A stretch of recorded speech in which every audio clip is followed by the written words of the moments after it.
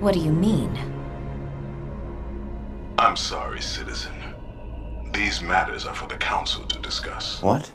A total jerk is what many people, especially Anakin, would call the legendary Jedi Master Mace Windu, and I would have to agree to a certain extent. Take a seat, young Skywalker. Mace wasn't the nicest of Jedi, but extremely powerful, and that's why his opinion was so respected and vital inside the Jedi Council. I remember thinking that he acted kind of odd for being a Jedi. Mace felt arrogant and totally detached from any sort of emotions, but he was still looked upon by the Order as a standout archetype of how a Jedi should behave. This has always been the distinct example in my eyes of just how lost the Jedi had become. They had begun to put politics and the details of the Jedi Code above the Force itself. Mace was the forefront of this soon-to-be-destroyed ideology that had forgotten the true purpose of their existence, but that was the whole point of his character. Obi-Wan is a great mentor.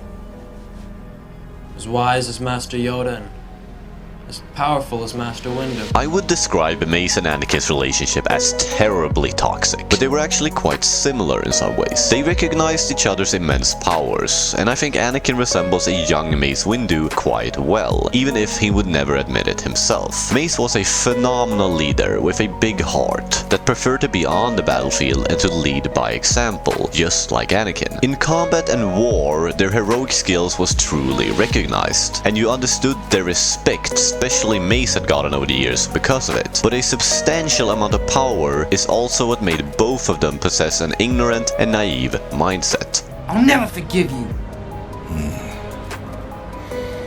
Well, you're going to have to. The pragmatic viewpoint of Mace was the counterpart to the Chosen One's rebellious beliefs about the Jedi philosophy. Anakin symbolizes change, and that's something most Jedi were terribly afraid of. What develops in these movies is basically a lesson about the importance of adaptation, and what transpires if you fail to accomplish it, to instead get stuck in the past, to eventually become insignificant. These mistakes get illustrated and told through the Jedi Order, and Mace is a huge part of it. The most obvious way to explain this is that Mace never trusted Anakin, but rather the prophecy of the Chosen One, because it was something he was familiar with and recognized universally by all Jedi. He even mentions it in Revenge of the Sith. If what you've told me is true, you will have gained my trust.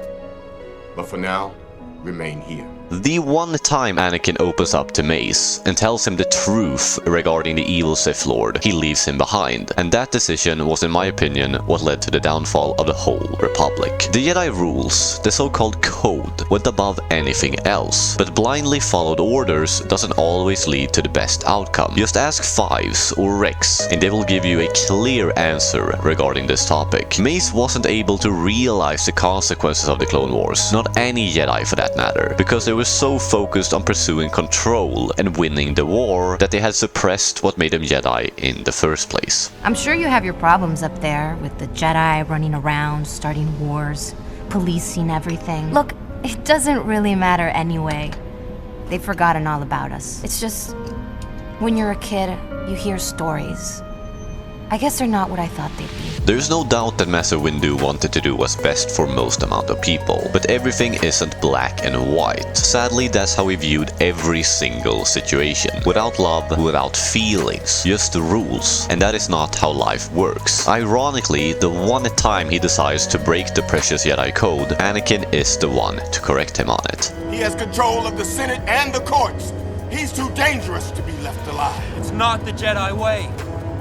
He must live! Everything about Mace Windu makes him stand out. His attitude, his lightsaber, and his fighting style is all quite unique. Wepad or Wapad, I don't actually know how to pronounce it, is a variant of lightsaber form 7, and that's what he uses. It's about controlling your inner darkness and challenging it into worthy ends. To make it simple, he actually handles both the dark and the light side of the Force, which makes him both dangerous and powerful. The purple lightsaber is a great representation of his thin line between good and evil. It's funny that Samuel L. Jackson wanted a different color on his lightsaber, and that it 20 years later has led to some phenomenal lore contributions. So I go to Jordan and say, "Can I have a purple lightsaber?" He goes, "Why?"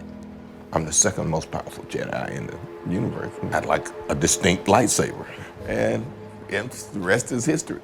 I have heard people call Mace a quite one-sided and boring character. I understand your perspective, but I think Samuel L. Jackson handled him in an outstanding way, and the role he played in the prequels was vital for Anakin's turn. Let me know in the comment section below if you think he survived that extremely deadly fall. Maybe I'll make a video about it someday. Thank you for watching. Press the like button and subscribe if you enjoyed the content. And may the Force be with you.